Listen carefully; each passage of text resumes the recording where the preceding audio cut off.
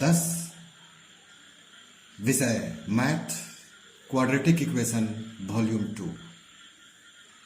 Quadratic equation पर यह मेरा दूसरा वीडियो है और इस वीडियो में हम लोग ये जानेंगे कि श्रीधराचार्य महोदय ने कैसे एक क्वाड्रेटिक इक्वेशन को सॉल्व किया था।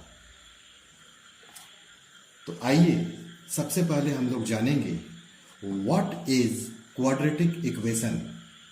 द्विघात समीकरण इसे हिंदी में कहा जाता है। द्विघात समीकरण क्या है? What is quadratic equation. यहां आप देखेंगे an equation which is in the form of ax square plus bx plus c equals to 0 where a is not equal to 0 and a, b, c are real number is called a quadratic equation।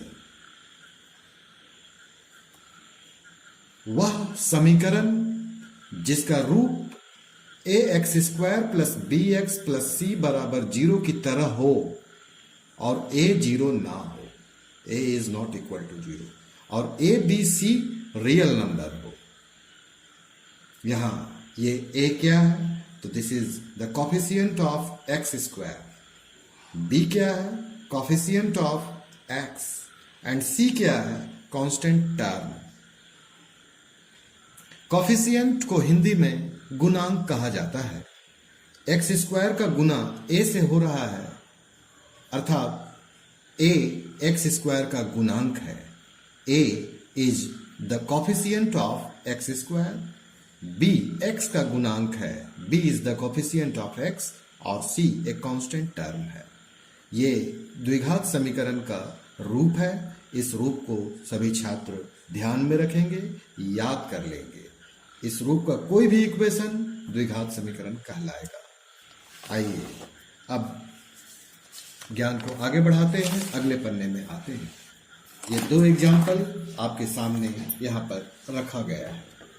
पहला 2x square plus 7x plus 3 बराबर 0। ये एक द्विघात समीकरण है। क्यों? क्योंकि ये ax square plus bx plus c बराबर 0 इस रूप को ये पकड़ रहा है। ए का मतलब कोफिशिएंट ऑफ एक्स स्क्वायर 2 है, बी 7 है, सी 3 है। इस इक्वेशन में देखेंगे -5 x square plus 3x plus 8 बराबर 0। Here a equals to -5, b equals to 3 and c equals to 8।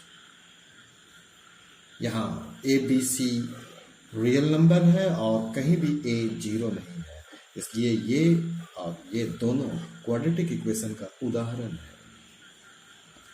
Shridharacharya जी ने सर्वप्रथम 1025 ईस्वी में पूर्ण वर्ग विधि का प्रयोग करते हुए, मेथड ऑफ कंप्लीटिंग स्क्वायर का प्रयोग करते हुए द्विघात समीकरण क्वाड्रेटिक इक्वेशन को सॉल्व किया। इसके लिए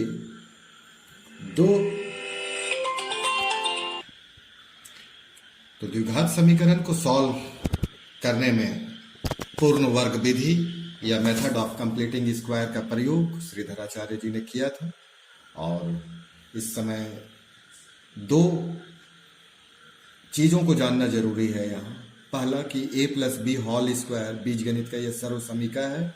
a plus B whole square बराबर a square plus 2ab plus b square. इसका उपयोग होगा इस इक्वेशन को सॉल्व करने में। और एक चीज हम लोग और जान जाए कि √25 25 का वर्गमूल √5 × 5 एक जोड़ा लग गया यहाँ, तो 5 बाहर आ गया। और -5 × -5 तो इसका भी एक जोड़ा लग गया और -5 भी बाहर आ गया। तो ये बात बता रहा है कि √25 वर्गमूल 25 का वर्गमूल +5 भी होगा और -5 भी होगा। स्क्वायर रूट ऑफ 25 बराबर +-5। तो आइए अब हम लोग अगले पन्ने पर श्रीधराचार्य ने कैसे सॉल्व किया द्विघात समीकरण को, उस पर हम लोग विचार करेंगे, अपनी अवधारणा विकसित करेंगे। Let A x square plus B x plus C equal to 0 be a quadratic equation. ये एक क्वाड्रेटिक इक्वेशन है, ऐसा हम लोग मान लेते हैं। फिर on dividing both side by a, दोनों तरफ ए से भाग लगाएंगे। इक्वेशन में LHS है, RHS है, दोनों तरफ ए से भाग लगाया गया।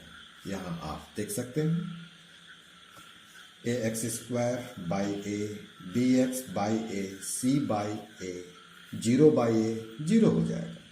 यहाँ ए और ए कैंसिल हो जाएगा। X square plus b by a x plus c by a बराबर 0। यहां तक हम असल में दोनों तरफ ए से भाग लगाने का काम किया। अब मेथड ऑफ कंप्लीटिंग स्क्वायर या पूर्ण वर्ग विधि या मेथड ऑफ कंप्लीटिंग स्क्वायर का प्रयोग यहां पर किया जाएगा। उसको आप अगले पन्ने पर यहां देखेंगे। ये इस प्रकार है, x square plus b by a into x plus c by a बराबर 0।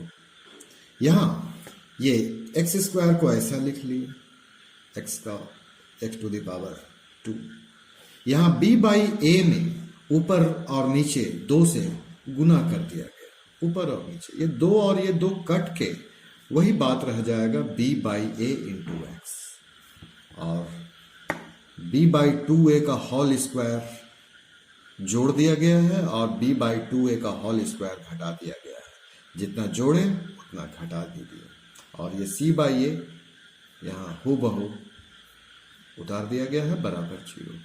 इस लाइन में मेथड ऑफ कंप्लीटिंग स्क्वायर का प्रयोग किया गया है, और ये अति महत्वपूर्ण लाइन यही है।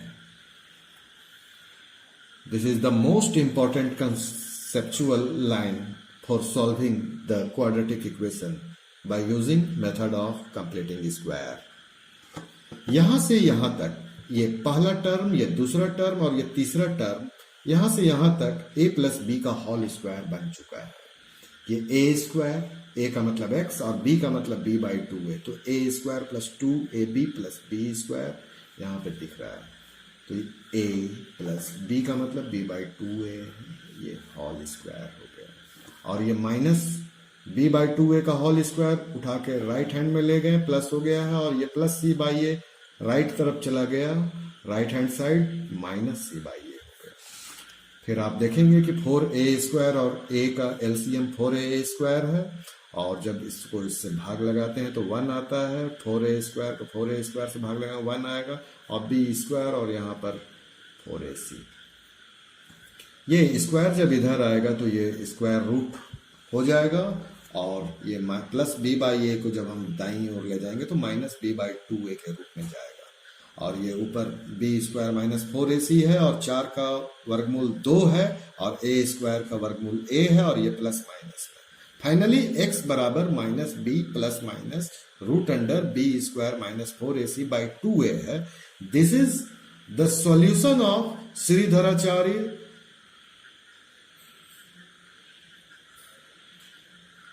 फार्मूला, या आप ऐसा कह सकते हैं कि this is the Shridharacharya formula. यही है श्रीधराचार्य का सूत्र जो उन्होंने द्विघात समीकरण a x square plus B x plus c बराबर 0 को सॉल्व करके दिया।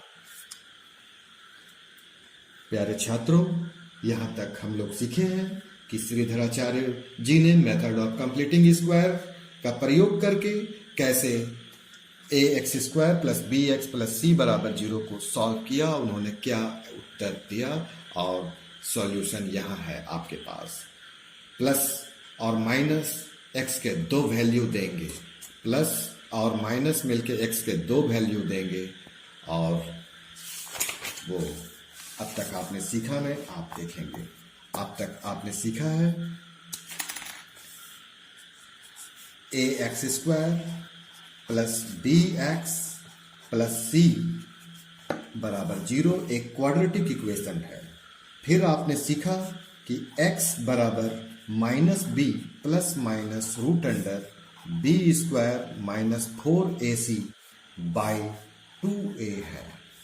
यहां दो स्थितियां पैदा होंगी। पहला अल्फा बराबर minus B plus root d by 2a and beta बराबर minus b minus root d by 2a। यहां d का मतलब है बी स्क्वायर माइनस 4ac। ये d is nothing but it is called डिस्क्रिमिनांट।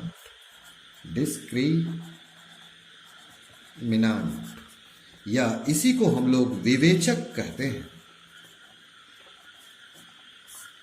ये x के दो वैल्यू अल्फा एंड बीटा के गुणों की विवेचना करता है, डिस्क्राइब करता है d कि अल्फा और बीटा कैसा होगा, उसकी प्रकृति कैसी होगी, कब बराबर होगा, कब बराबर नहीं होगा, कब वो रेशनल नंबर होगा या इमेजिनरी नंबर होगा। तो इन बातों को जानने के लिए मेरे अगले वीडियो में आपका स्वागत होगा, जहां हम चर्चा करेंगे nature of roots of quadratic equation. तब तक के लिए सभी छात्रों को धन्यवाद। आप पढ़ाई में लगे रहें और पूरी बातों को ठीक से समझें और आत्मसात करने का प्रयास करें।